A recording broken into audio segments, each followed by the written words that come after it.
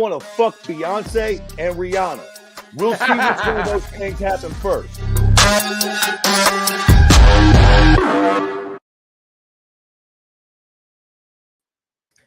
Man, Sean Strickland is a UFC middleweight champion, and Aaron Rodgers just snapped his freaking ankle on the first play of the game.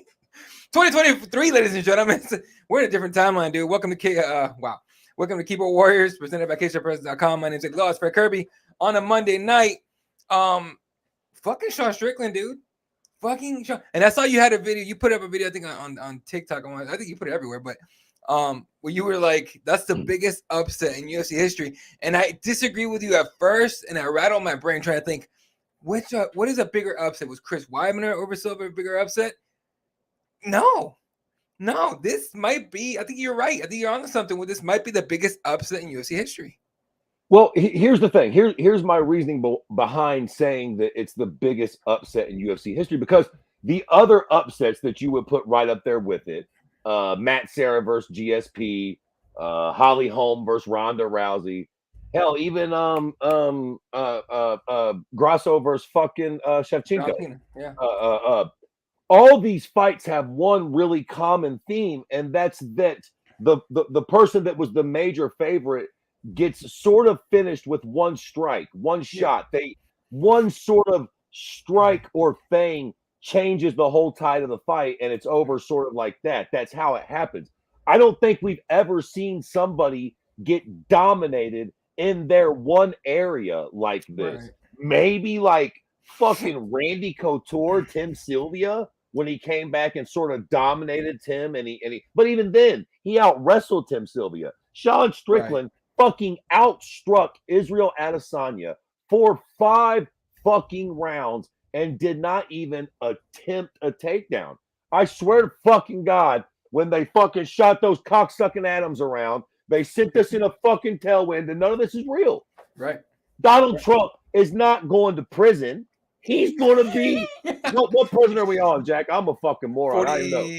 What is this, 48? This is 40. So I think Biden's 46. So if the next one's going to be 47. Donald Trump will be your 47th president of the United States. I'll bet I'll fucking suck your dick in third Maine if he don't win. Indictments and all. He's going to win. And the motherfucker from TikTok that wrote that goddamn song will be at his inauguration singing. And I know I just fucking pronounced that word wrong. And I know that fucking Oliver Anthony prick said that he doesn't fucking lean one way or the other. Let me tell you something. When fucking goddamn it, Donald Trump comes to calling, you fucking answer if you want to make some goddamn money. He might not lean one way or the other, but I bet you he likes goddamn money, son. Now, I digress. So listen, I've seen a lot of people saying, let me think about what I want to do here before I get too fucking deep with my mouth. All credit to Sean Strickland. The cocksucker just outstruck one of the, if not the greatest striker we've ever seen in our sport. I mean, we have to be very fucking honest about what happened here. This is not the fucking WWF. Right. So excuses, whatever the fuck, I don't give a fuck. Sean Strickland outstruck him and won the title fair and fucking square on the night. And Izzy admitted as such, to be completely fair. He did the very few words we've gotten from Izzy since this is basically Sean was better on the night. I wasn't. I want to go talk to my family. Fuck off. Fair enough. All that being said, I'm going to say that Israel Adesanya very, very much overlooked Sean Strickland. I do not want to take away from Sean Strickland's win. Again, he won fair and square. Shout out to credit to him and his team. Eric, what's his fucking coach's name? Eric. Fantastic coach, fantastic game plan. Sean came out and executed to the T's. His boxing looked great. His footwork looked fantastic. Shout out to Sean Strickland and the whole team. They did the damn thing. They went into enemy territory and they fucking did it. They went over the crowd leading into the fight. And then I'll be dipped in fucking shit if they didn't come out and outbox Izzy for 5 fucking rounds.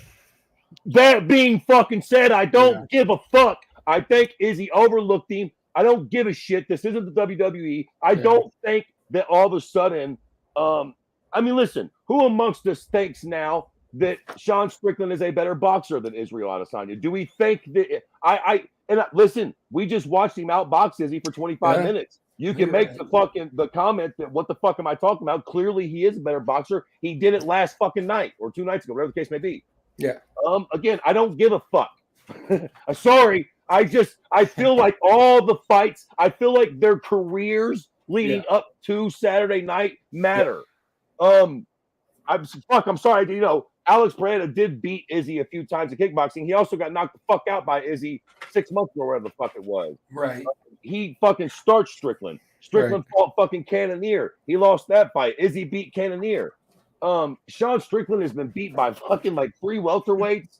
I mean, again, I know that was a fucking little while ago and so on and so forth, but I just don't. I'm sorry. I don't mean to diminish or take away from Sean Strickland's win here, but in all reality, I got to imagine that if and when they do the rematch, Izzy comes in focused and beats the dog shit out of Sean Strickland. I mean, I know that's what we all thought was going to happen the first time, and maybe I am just not giving Strickland the credit he deserves at all here.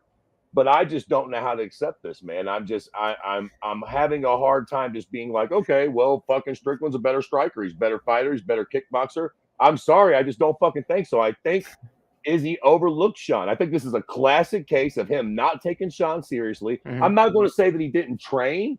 But listen, man, or is the dude that fought Kelvin Gastelum, the motherfucker that said, I'm willing to die in here. With a lip the big as my fucking cock on hard. That fucking guy was not in the fucking cage Saturday night. Now, I don't know why. I don't know what was going on. But even going into the 5th round, Izzy sort of seemed like meh. He had to know he was losing the fight. The urgency that was with him in the Whitaker fights and the Pineda fights. And I don't know, dude. Something was not there Saturday night for Izzy. He looked like he was not even fucking trying. And listen, I'm not the biggest Izzy fan in the world. I'm not trying to make excuses for the guy. Y'all tell me, what'd you see in the cage Saturday night? I saw a champion he just looked slow, confused, almost like he was in a fog. Like he didn't know what the hell was going on, right? He kept trying to hit Sean Strickland with the same right hand that he hit Pereira with, and Sean just didn't give him a chance to do it. So it was odd. Even the commentary table was having a hard time accepting it.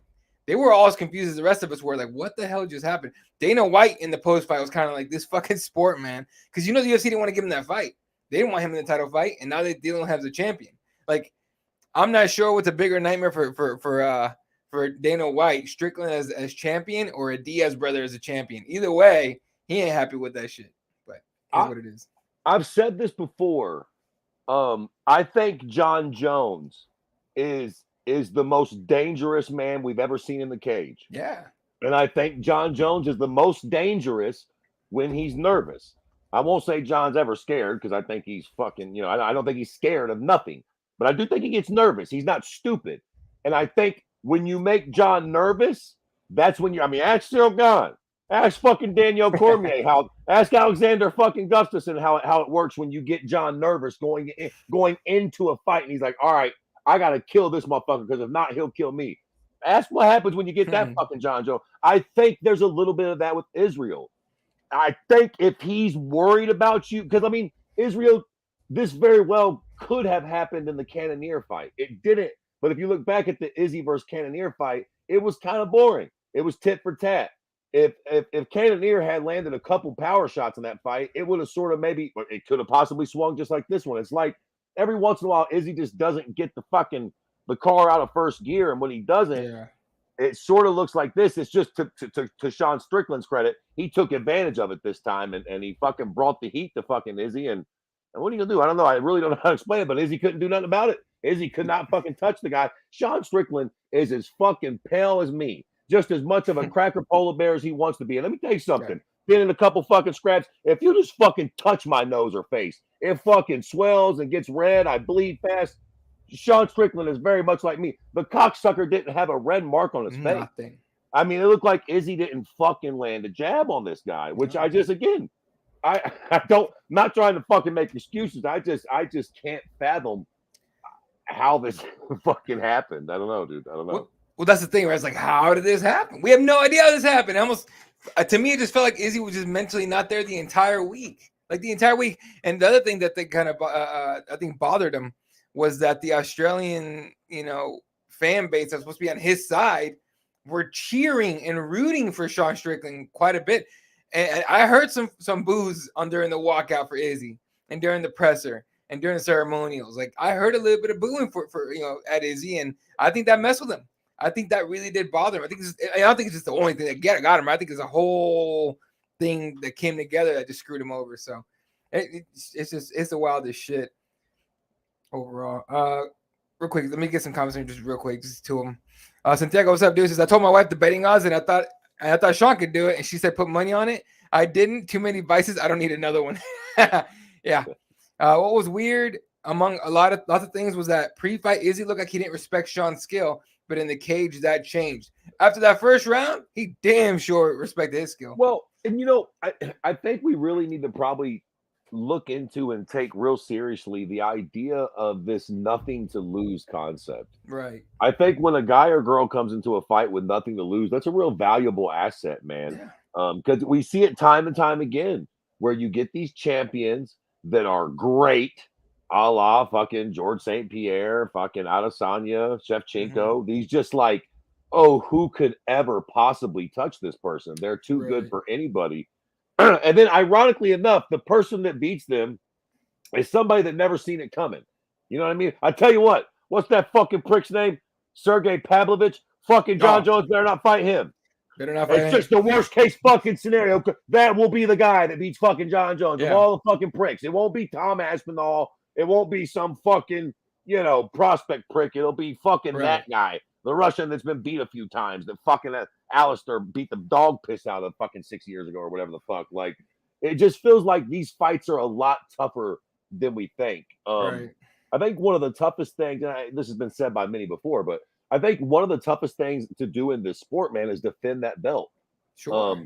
It sounds like, and it sounds like a very strange thing, but I think in a weird way, man, these massive underdog fights are the worst ones. The ones that the champions got to really get themselves up for. I feel like these are the ones, like, again, the guys or girls that make the champions nervous, the ones where they're like, oh shit, I gotta fucking take this seriously because this motherfucker's an animal. They come in prepared for those. But those fights where everybody's like, oh, champ, come on, champ. You see Sean Strickland? You see this? You see how he looked against fucking, you see what Cannonier did to him? You see that fight? Come on, champ. Like, you got nothing. There's no fuck. Everybody telling you. And again, I'm sure Izzy's camp. I'm sure his coaches and shit, Eugene Behrman, all those cats. I'm sure they took the fight seriously, so on and so forth. But you know what I mean? Every journalist, everybody's picking you. The general aura in the air is Sean Strickland couldn't fucking win this fight for all the stars in the sky. Yeah. That sort of pressure on you. And the other person being like, fuck it, I got zero pressure. I mean, Sean Strickland, everybody was like, he looked nervous coming in. He did look a little nervous, but in hindsight, I think that was sort of comfort. I think maybe the nervous energy would have been a bravado. I think he was just like, all right, let's fucking do it. You're probably going to break my face, but I'm cool with that. I'm going to get a big paycheck. I'm about to throw these things at you, so let's get after it. I think he comes in. Shit starts going fucking okay. And then boom, he lands that punch in the first round. And I think right then he's like, I'll be a son of a bitch. This is gonna fucking we might fuck son of a bitch. We might be on to something. We might fucking flat be on to something. Ooh. I mean, I fucking tell you what, I was going, I mean, the first round was the first round. Yeah. But then he landed that punch, and I'm like, what in the fuck? Now this isn't fucking, that's not fucking. Izzy was already looking a little weird the whole first round, a little slow. But it's the first round. I'm like, okay, Izzy's fucking downloading the fucking data and all that bullshit. Then he got thunderstruck, and I'm like, say, Jack, that's not part of the downloading process. That wasn't good. Dude, they kept saying that. It's like, oh, Izzy's still downloading. And I'm sitting there going like, motherfucker, better hurry up and open the file, bitch, because that's a long-ass download. He's still downloading in the third round. If you're still downloading in the third round, you losing. Well, I mean, to be fair, man, there wasn't much to download. There wasn't, dude. It's hold on. It's 1-2. The little, what do you call it? The Philly shell defense. Yeah, man. And that's it. That's all there was. 1-2 Philly shell. That's all he had. God damn. We definitely should explore the idea that Izzy could be quite one-dimensional, man. And I don't even mean Mm-hmm. necessarily a lack of wrestling or grappling, which is sort of obvious, but even in his striking, and I realize this isn't a video game or a movie, so everybody can't be fucking Wing Chun Bruce Lee, but like Sure. I feel like Izzy has a problem bringing the offensive striking Yeah. sometimes to something like if you're not willing to really engage him and make that mistake, and Mm-hmm. if you if anybody sort of watched old school basketball, if you play Tim Duncan MMA and you just stick the 1-2 out there, play the long game and fucking shell up and just play fundamentals to the fucking T, Yeah. it doesn't look like Izzy has a shift in his game plan. Like, okay, you want to play that game? Well, here, eat these leg kicks. Eat Yeah. this fucking front kick to the belly. And what's funny about all this is surely Izzy does have that. I just, for some reason, I don't know what the deal is. Sometimes I guess he doesn't.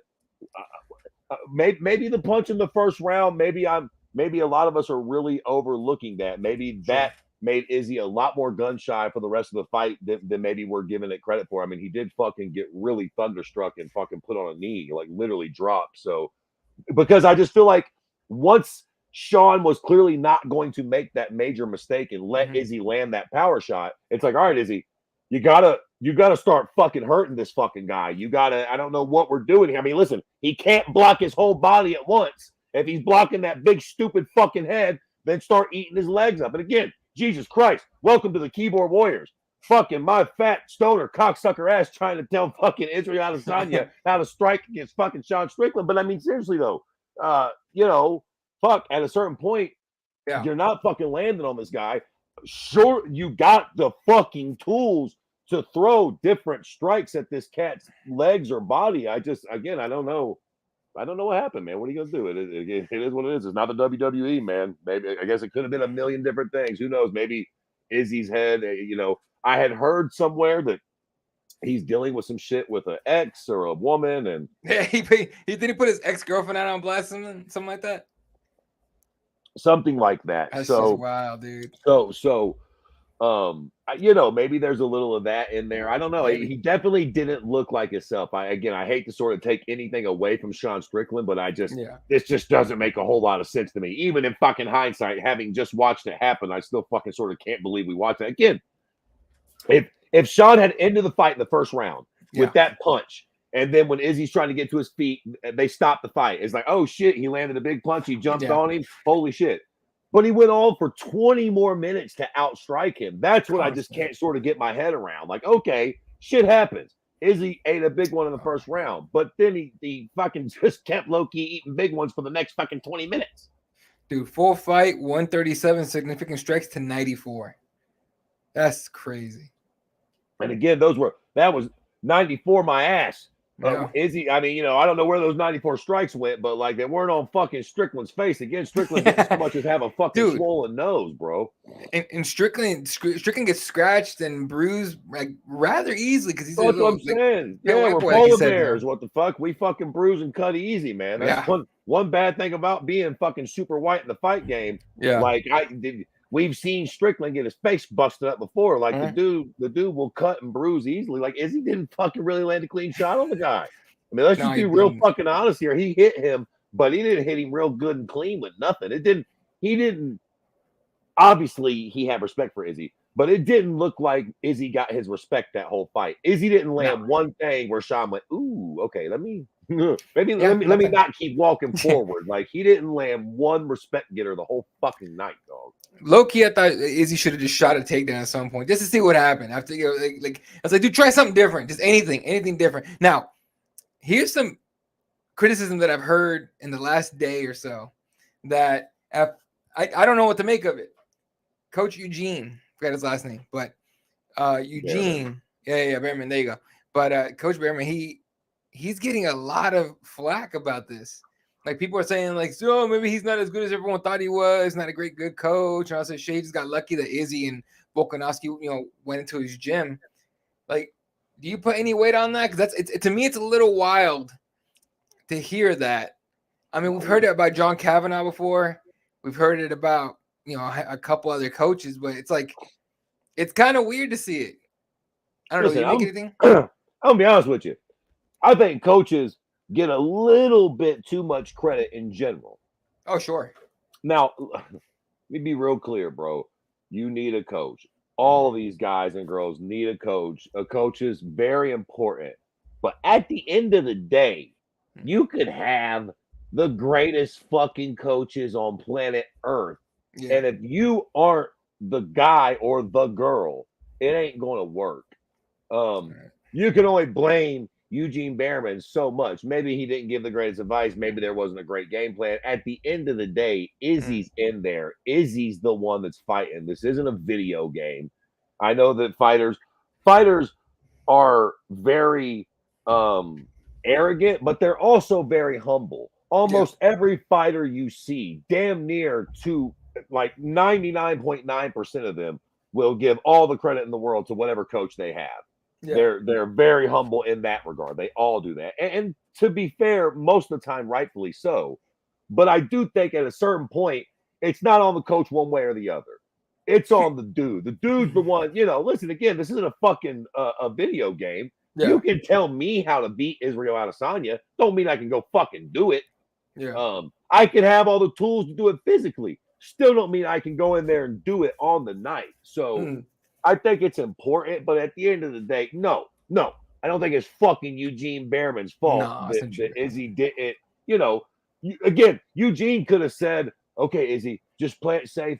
We got this fifth round in the bag. No worries, mate. And Izzy could have still came out and been like, fuck that. I'm going balls to the wall. Or vice versa. Like, Eugene could have been like, fuck that. Go get him. Go after him. He could have, and Izzy still could have came out and played it safe. Like, the coach is only so fucking good. Let's just be real fucking clear here. They're giving good advice or bad advice or whatever the case may be. The fighter is still the one in there playing the fucking game. They still have ultimate control. If you're in there squared up with somebody and all of a sudden you see the opening like, oh shit, he's dropping his left hand. You're not like, hey coach, can I hit a right B? You fucking nail that cocksucker because you see the opening and you're the fucking fighter. Like, at the end of the day, no, it's not. But I feel like that almost with every fight. Yeah. It's never really on the coach, man. Like, again, that one time Raquel Pennington's coach made her go back out there to take that beating in the third round. Oh, yeah, that was bad. That's pretty bad. Round. Yeah, that wasn't. But in general, the fighter is the one that needs to make this happen. You can only blame so much on the coach, in my fucking opinion. Yeah, and Santiago says Behrman is no Edmund. I don't remember the last name. Ronda's coach, Tarvardian, or however you say his last name. Edmund Tavarian. Yeah. Yeah. Oh yeah, that was great stuff, to be fair. That guy might be him and the weirdo guy that Diego hired. Yeah, that guy. To be fair, there are levels to fuckness. Edmund was a little fucking. I think Edmund was a little in the clouds about fucking, gassing Ronda's boxing up. But to be fair, I think Edmund Tavares was probably an okay boxing coach, all things considered. Probably. That fucking dude that Diego hired, the prick running around with the knife, and that guy was a fucking maniac. Like, that dude was fucked in the head. What the fuck?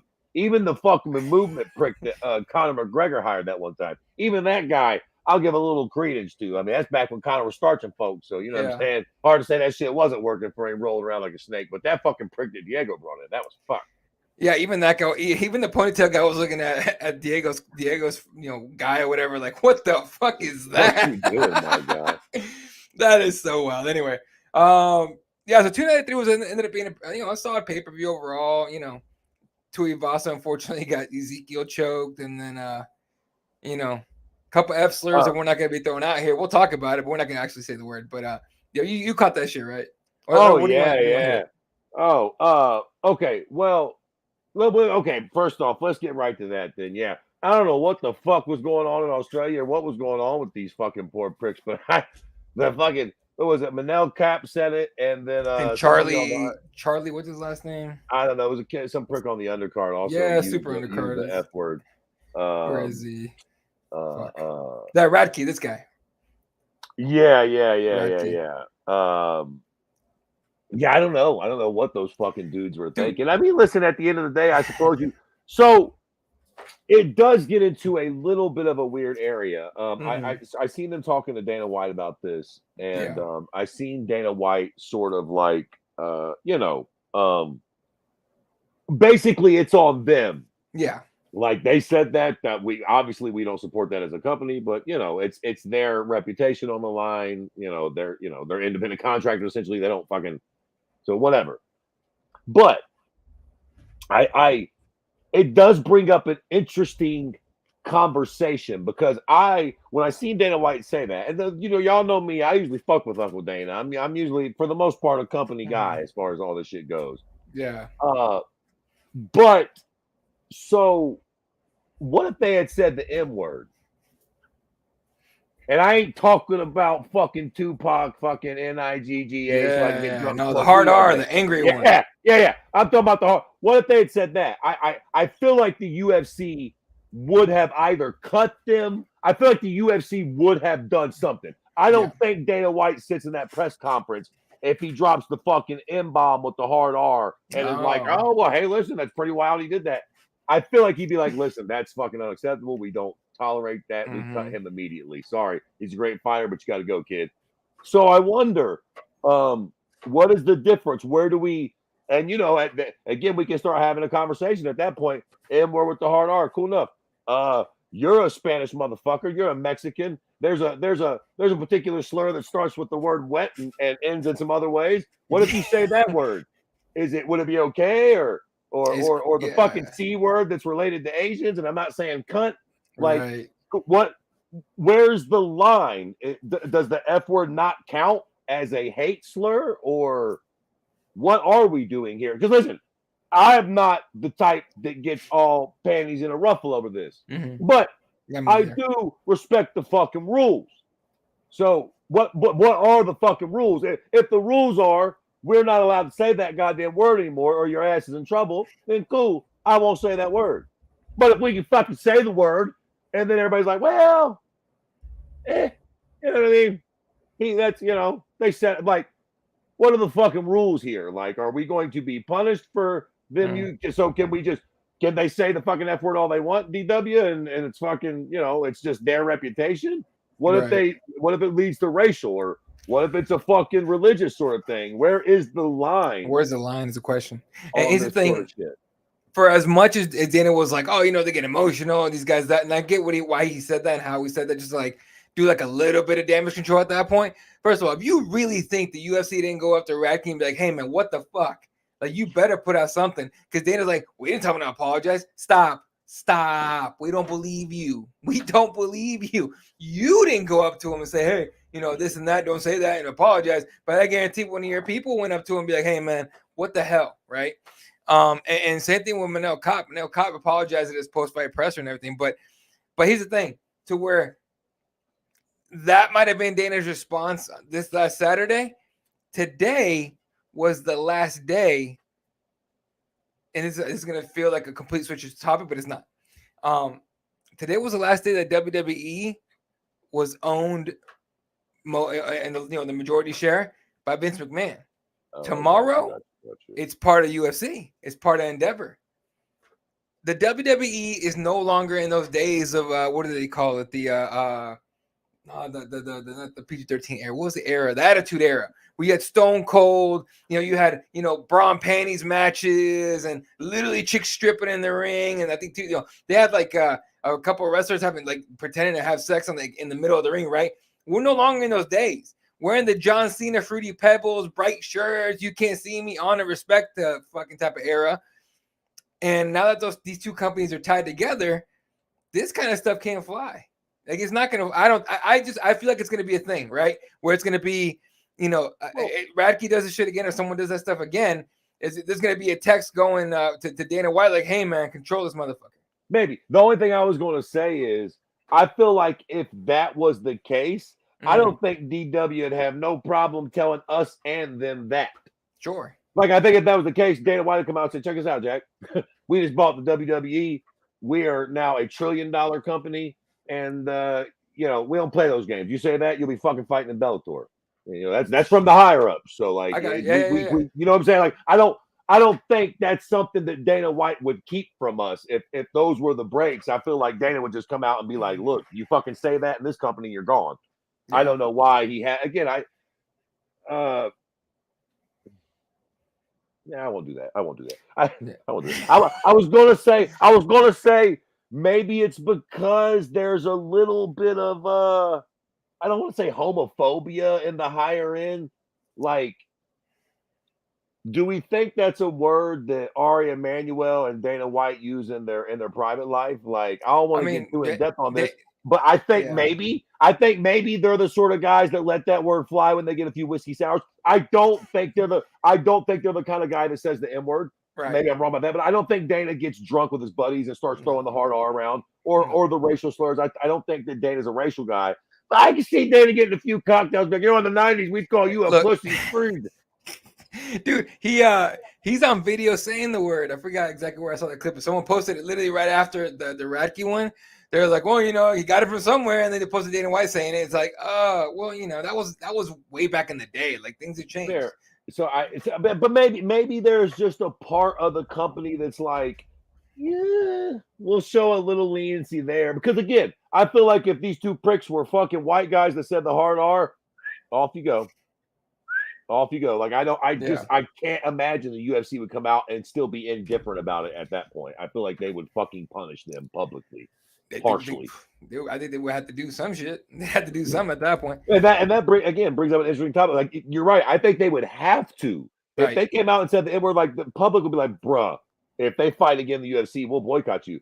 But I don't know. Maybe we're not there. Maybe the gays are on to something with all this pride shit. I mean, listen, we're all like, ooh, oh no. Did they say the F word? Oh no. But who's really mad? Who's like, say, Jack, if Manel Camp fights again, I won't watch. But we're all like, that was in bad taste. But who's fighting next week? Is it who's fighting next? Who will we really? I think he'd do all right against DJ, to be fair. Yeah, no, I don't know, man. I think like I said, when I heard it, like, I don't get offended by very much. I mean, you know that already about me, but I don't get offended very much by anything. And I saw it and I was kind of like, damn, I wasn't mad. I was just like, oh, okay. Like, I almost missed it. I almost missed it. And I had to think, oh, wait a minute, did he just say what I think he said? And I thought, okay, that was stupid. Probably shouldn't have done that. And that's kind of it, right? I'm not going to be the kind of person that like boycotts or anything. But if we think about the fan base of MMA, the MMA fan base, not just UFC, but the MMA fan base, it's a whole lot of old school thinking there. So, and it kind of is what it is at that point. It's probably, one of those things where Dana might have said that just so he doesn't get a bunch of mentions on Twitter and on Instagram going like, oh, the UFC's going woke. UFC's going woke. Call whatever you want, dude. But that was a stupid thing to do. Not to mention his face is on the internet anyway, because that was the Iraqi one was on Fight Pass / ESPN Plus, and Manel Kape was on pay-per-view, so it was all over the world on the internet. So they saw you, dude. Enjoy your social media with that. All right, moving on. Do you think they do Dricus Strickland, or do you think they do Izzy Strickland? Oh, I would imagine they do the rematch. Yeah. I think Izzy wants it. I think he deserves it. And again, say what you want about Dana White, but I think they're like the mafia in some weird way, man. Like, they are not necessarily always right. They're not always fair. Mm-hmm. But like, if you play ball with them properly, they will take care of you. Izzy has not always been a super company guy, but he's never had no massive disagreements. He fights hard. He's always there. He shows up. He makes weight. We all know how much Dana White and company love that sort of shit. So I think the rematch is his to have. I think if he wants it, I think they'll give it to him. And quite frankly, I want to see Sean Strickland do that again. Sorry for all of me. This is one of the rematches that I actually want to see. Like, most of the time when they do the automatic rematch, I'm like, for fuck's sakes. Like, okay, it was a flash, whatever. But this one, I got to see you do that shit again, my dude. Like, that was wild. Like, and I tell you what, for now, I'm saying Izzy didn't take you seriously. Sorry, Sean. Sure. Credit to you, but I'm saying this is more Izzy losing the fight than Sean winning the fight. I've seen a lot of people saying Sean won that fight, and I see why they would say that. I mean, he dominated Izzy for 5 fucking rounds. What are you going to do? But I still I'm sorry. I've seen Izzy fight before. I've seen him come out and leave every ounce of himself in that cage, and that's just not what happened on that night. I think Izzy lost the fight. I don't think Sean won it. But I'll tell you this. I don't give a fuck what happens. After the second fight, if fucking Sean does that again, or even if he fucking knocks Izzy out, I don't give a fuck. Actually, if he comes out and out wrestles him, if he beats Israel Adesanya again in any way, shape, or form, I take it all back. All right, eat my words, or I change my opinion, whatever the fuck it is that I have to do, or whatever. Yeah. I need to see you do that again because that was fucking astonishing. And if you do it again, I will shut the fuck up.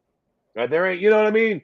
Lightning struck, in my fucking opinion. The sun even shines on a dog's ass once in a blue fucking moon. In my opinion, he was in the dog's beehole that day and got a little bit of sun on his face. I don't think it's happening again. But if it does, I will come back on this very program, eat my crow, and be like, I don't know. Maybe Sean Strickland's a lot better than we thought he was, or maybe he's just a nightmare matchup for Izzy. I don't think either one of those things are the case right now. But if he does it again, I'll be forced to admit one of them. Shit, I tell you that, man. Santiago says lots of people are against the rematch. Not me. I like it. Yeah, you got it. I think you got to do the rematch, but like a lot of people just don't want to see it because I think a lot of people just took Sean's side on this whole thing with Izzy, and Izzy sucks and all this stuff. He's saying he's that, and I get it, but I think that's the only way to go is the rematch. I don't think Drake deserves a shot right now. I mean, listen, turning down the fucking title in the first place. Drake could have been his ass in there. He deserved the shot when he beat Robert Whittaker. He didn't get it. He didn't take it. He lost it. Bigger than shit, Izzy lost the belt. So again, I think Izzy's one of the very few champs that definitely deserves a rematch. He was champion for a fucking month of Sundays at this point. So what are you going to do? All due respect to fucking Drakus. It wasn't like he's beat 3 or 4 Robert Whittakers. I mean, the Robert Whittaker fight should have got him the title shot. But it was only one fight, my guy. That was the first fight that you'd won where we were all like, oh, go on and win. Listen, tell you what, to keep all you pricks fucking busy for a while because Izzy's got it. I mean, again, fuck off. If Izzy wants the rematch, let's just all be really clear. He going to get the rematch. Okay. So him and Strickland going to be out the way for a while. Drakus, you want to fucking stay busy. And I mean, again, this would probably be a tough sell for some people. But in my opinion, you give Drakus the winner of Hamzat and Paulo, who are fighting in a few weeks or whatever the fuck. Yeah, that's at 85, obviously, right? Paulo ain't making fucking welterweight, so Drakus, sorry, I know this fucking sucks for you, bud. And I'm sure if Hamzat wins the fight, Hamzat would probably tell me to go fuck myself. He wants fucking the winner, But for all me, if fucking Hamzat is able to beat Paulo Costa, I say let him and Drakus fight each other. And then the winner of that obviously gets the title shot no matter what, come hell or high water. Yep. But, and I think whoever wins that would really deserve it. Could you give it to Drakus for the Robert Whittaker win? Sure. Could you give it to Hamzat with a win over Paulo? You could. But Hamzat gets the win over Paulo, and then you let him and Drakus fight. Now you got yourself a real fucking challenger. Whoever comes out of that little fucking menage a trois is a fucking bad lad. And quite frankly, listen, let's be fine. I think it'd be Hamzat. We'll see what he does with Paulo at this point. But like, if Hamzat's able to beat Paulo Costa in the way that he's been beating people, I feel like all the motherfuckers are in trouble. Izzy would have to fucking, and you know what though? Who gives a fuck what I think? I should just shut the fuck up. I would have rambled on about how fucking Sean could never do what he did. So let me just shut the fuck. I don't fucking know. Those fights would be good, but who the fuck knows what would ever fucking happen in them, for fuck's sake. Dude, yeah, who knows? Wow. All right. So what else are we going to touch on? Did you hear about those two dudes? We got about 10 minutes left. You hear about those that UFC fighter that got arrested for kidnapping?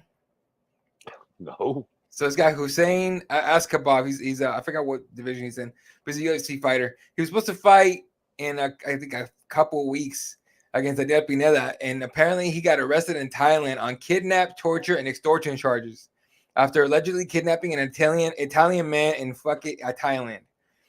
Him and his twin brother were arrested in connection with the alleged home invasion and robbery. Fucking MMA, bro. Fucking MMA. What? Listen. Wow. Yeah. So, what the fuck? Breaking down the fourth wall a little here.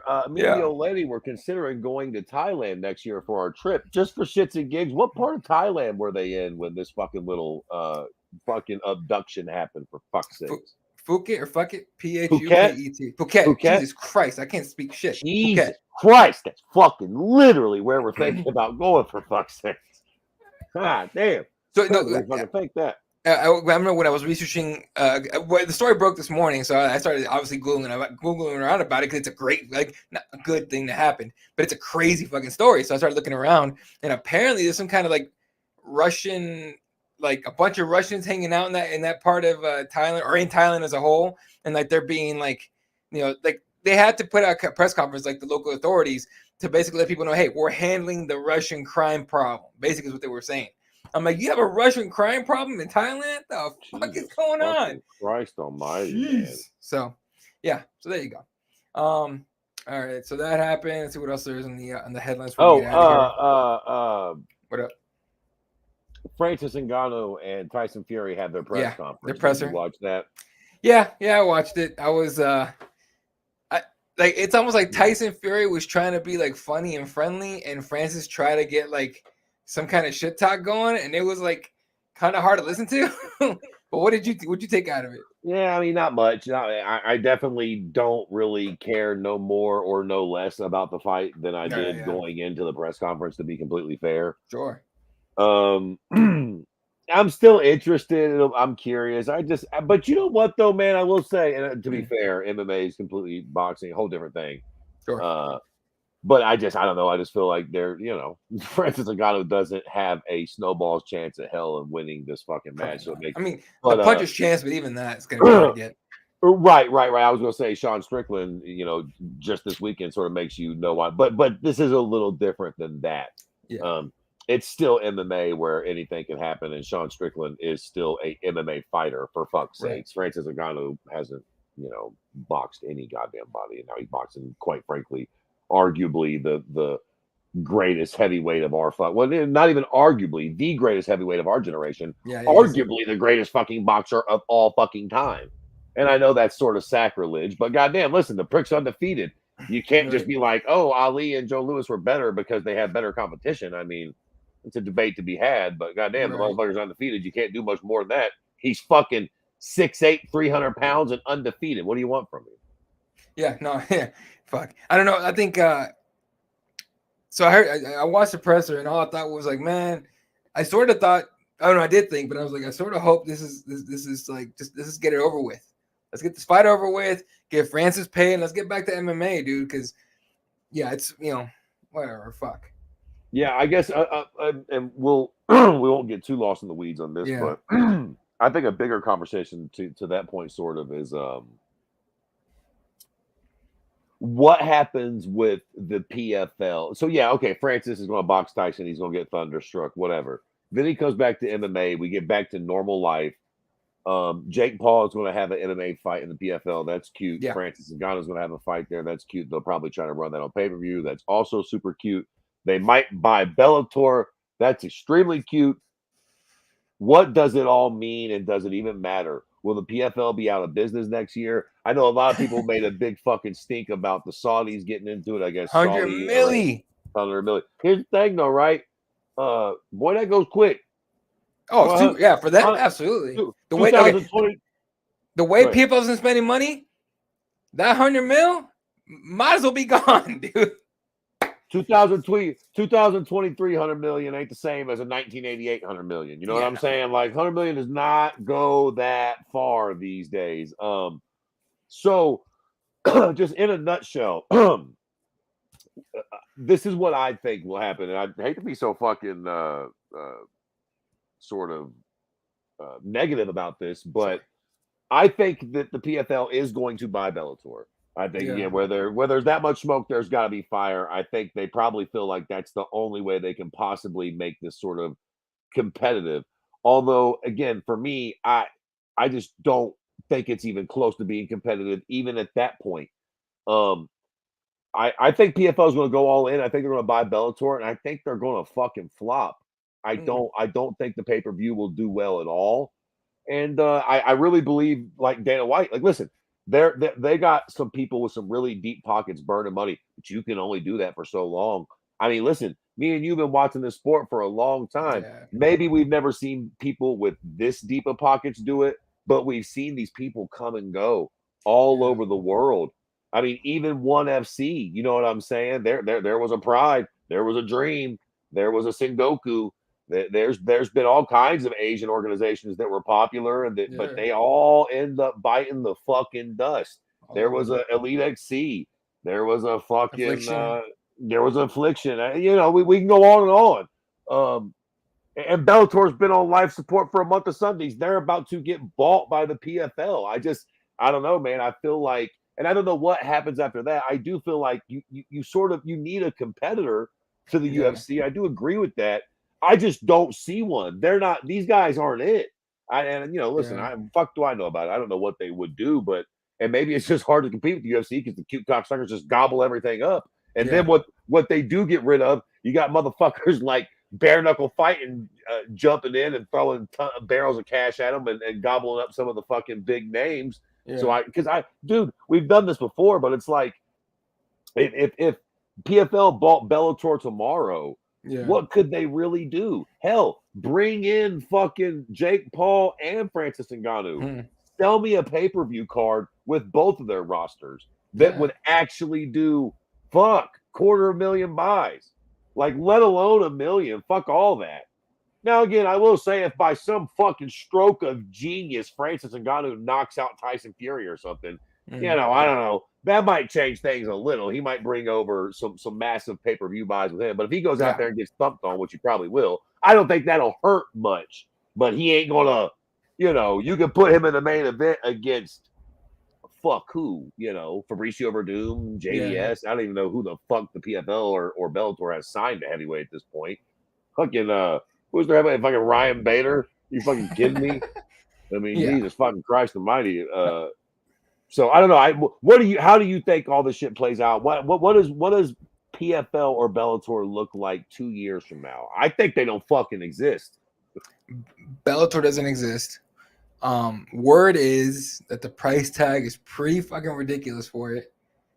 To the tune of 500 milli for Bellator, which is, I think no, they did. Alex B. Heenan asked Dana White about it at the last time he was at a presser, and Dana White goes 500 million.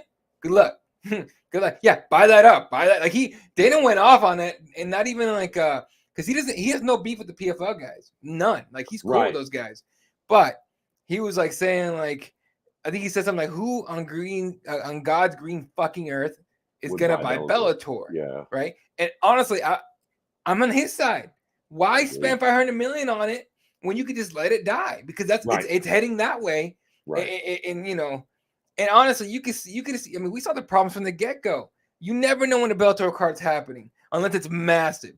You never know when where they're freaking broadcasting. Sometimes it's over here, sometimes it's over there, and it's on Showtime right now. And then later on, it's not gonna be. Before that, it wasn't. It's like it's such a mess that there's no continuity. There's no consistency whatsoever with it, and so it's hard to give a shit, and it's hard to know it. So at the end of the day, I personally, if I'm PFL, I don't buy it.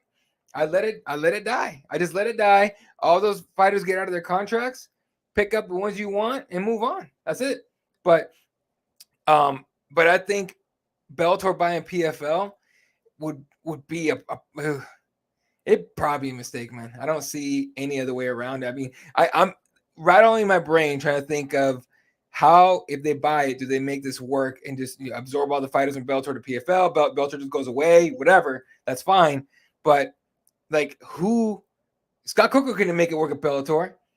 PFL's having a hard time. Shit, that last PFL broadcast I watched, like they had 7 fights left because a bunch of fights fell out, first of all. And then second of all, watching the broadcast, they had Shano, I want to say O'Connell. I keep forgetting his last name, but I think it's O'Connell.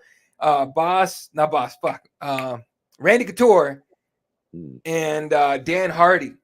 And when I tell you that 3 fights in, they looked like they were falling asleep on the microphone while talking to you, I'm just like, what are you guys doing? Yeah, what are you guys doing, man? Like, stop.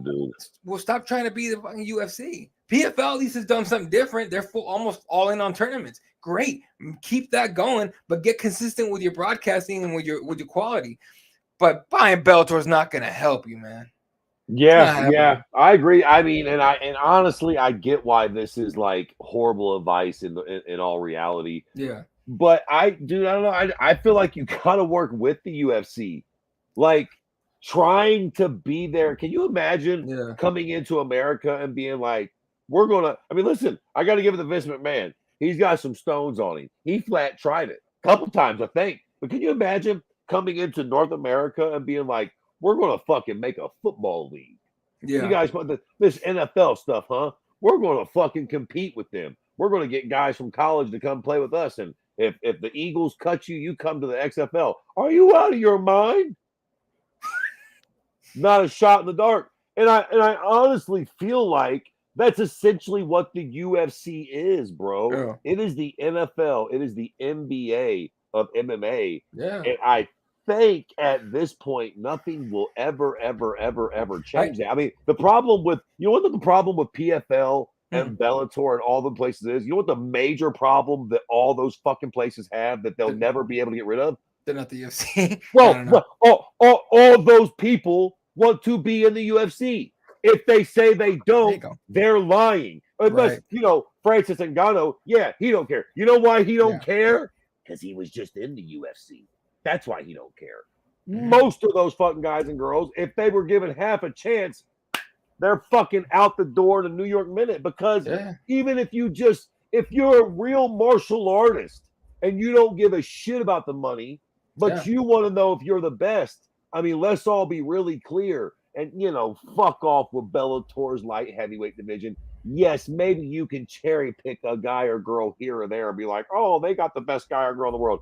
At the end of the day, if you're not in the fucking UFC, winning those belts, competing with that top 5, you will ask Fedor how that goes. Yeah. And he's as good as it gets with a legacy outside the UFC. That's as good as it'll ever get for anybody that doesn't fight in the UFC. And he still will always have that asterisk. We will always be like, yeah, he was great. And, you'll have your old school heads of MMA. The old school MMA fans are, oh, Fedor was the greatest ever. And maybe he was. But in all reality, we will never know that because he never went to the UFC. Like, you've got, you know what I mean? If you fucking fight in MMA, you cannot have a legitimate career without going to the fucking UFC. I mean, that's just my fucking. I don't think you can at this point. There's just not enough top quality opposition outside it. Fucking Frederick, what's up, dude? Showing up right when the show's about to end. He's like Jeremiah, who I haven't talked to in a while either. Have you seen Jeremiah's shit? He's been like into like the YouTube drama type of deal. I don't know what's going on, but he's still posting stuff. Anyway, just to wrap up this, to wrap up the show, really. But I think in order to compete with the UFC the way the UFC does business, you're too late. You're way too late. Like, it's too late. Like you said, it's like the NBA, right? If a new league started right now anywhere, right? Like let's say in the States, you ain't catching up to the NBA ever, because everyone wants to go to the NBA. No one wants to go to your league. It's just not going to work. If you want to have a shot at competing with the UFC, you got to be drastically different. And I don't know what that looks like, but bare knuckle. Bare knuckle. Oh, dude, that's exactly it. Bare knuckle. That's a great way to do it. That's what it is. Oh, speaking of that, quickly before we go, Game Bread. Yes. That Game was Bread so sick. They did the bare knuckle MMA. I didn't hate it. I did love the MMA or the main event. Fabricio and Junior. I mean, it wasn't terrible, but they're fucking old. But the concept was quite all right. I did not hate the concept. If we could get the right guys and girls in there competing, I would not be terribly mad at that. Game Bread, MMA fighting, bare knuckle MMA. That wasn't as bad as I thought it was going to be. No, it was. I enjoyed the hell out of it. I enjoyed the hell out of it, honestly. And I'll say this, Frederick, I just want to say, fuck PFL for taking that Saudi blood money, bro. I get a lot of opinions like that, dude. I'm with it. Sucks too, because they're just, like I said, they're just burning it. They're not. It's not going to fucking matter. It's burning. They're burning their fucking money. They're not. Yeah, nope. As soon as that's how they were taking that money, I'm like, man, you better ask the PGA how that worked out when they merged with Live Golf. Enjoy that. People will forget anyway, but still, a lot of people like Frederick are still holding on to that. No, I think my biggest takeaway of that main event with JDS and Verdum was, if I'm PFL, I call 39-year-old JDS like, hey, bro, you want to bag to fight Francis? Bet. Might as well. Might as That's what I well. I would mean, do. who Who else? Who else? else is there? Right. I In the mean, PFL, there's nobody. And if Francis Ngannou's only gonna fight on, first of all, pay-per-view, Christ, but pay-per-view, super fight division, get him a super fight. and to be Get him a fair, JDS. that's a nightmare too. I mean, it's Yeah. okay, but fuck, he already beat JDS in the UFC like fucking 6 years It'll, ago or some shit. I mean, yeah. again, to your point, it's better than just somebody that no casuals ever heard of from the PFL or fucking Ryan Bader or Czech Congo or whatever the fuck Christ. they got rustled up in Bellator. I mean, that's fucked. Yeah. No, I wish. I still wish we'd have found a way to make John Jones Francis Ngannou happen, because that'd have been a massive fight. But either way. Yeah. Anyway. That's the one. Yeah. All right. Super last second. Check up the headlines. What do we got here? Chael Sonnen thinks that there's going to be a rematch with Strickland and Adesanya. Okay, whatever. No shit. Yeah, it's going to happen. I don't think Drake is going to be the guy. No. He's not that sexy yet. I mean, the Whitaker win was not. cool, and the whole M-word thing was kind of fun with Izzy, but at this point, Izzy's got way bigger fish to fry. And Deshaun Strickland is the champion. Lord knows he's going to fucking drum up some controversy. Yeah. So, sorry, Drickus, you're on the back burner for now, bud. Yeah. And then, fuck it, let's talk about very quickly this weekend's card. I don't even put it on the screen. It don't even matter. But it is Noche UFC. It was supposed to be this big-ass, like, Mexican Independence Day card, but two things have happened that, to me, make it a honestly, Grasso in the main event, I'm watching it, of course, and everything, and I'm rooting for her, and I really hope she wins, and I'm a huge fan of hers. But outside of that, you did it in Vegas and not Mexico, first of all.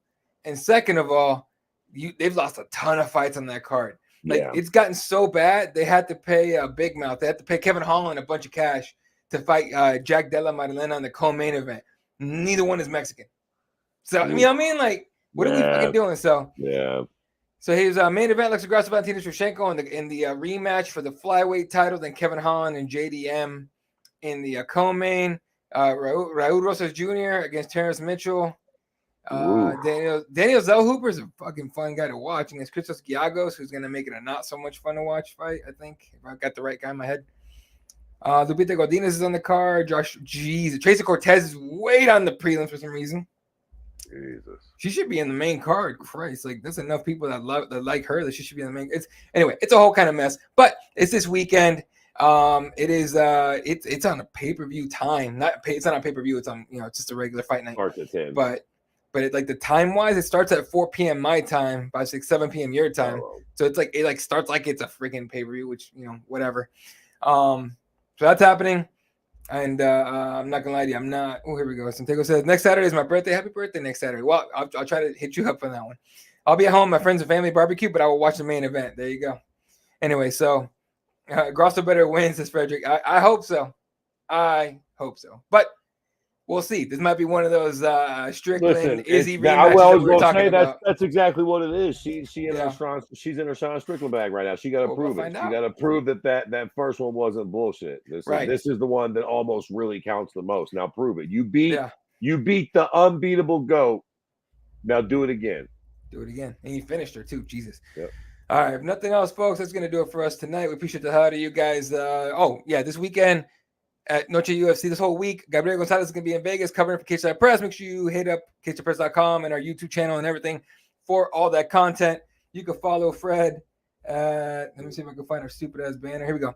At Genesis Jesus, I'm at Eli32, and the show is at Keyboard MMA. CagesidePress.com for everything. At Cageside Press on everything. We love the hell out of you guys. Shout out to Santiago and Frederick for jumping in the comment section. Make sure y'all tell your friends. Bring everybody in here. I'm going to do a much better job of advertising this whole thing, making sure everyone knows we're actually going live. But I tell you what, running a site is a ton of work, but I'm getting on it. All right, y'all. From myself, Mr. Fred Kirby, the entire team, we love the hell out of you guys. We'll catch you guys on the next one. Good night, and good night, Wilshire.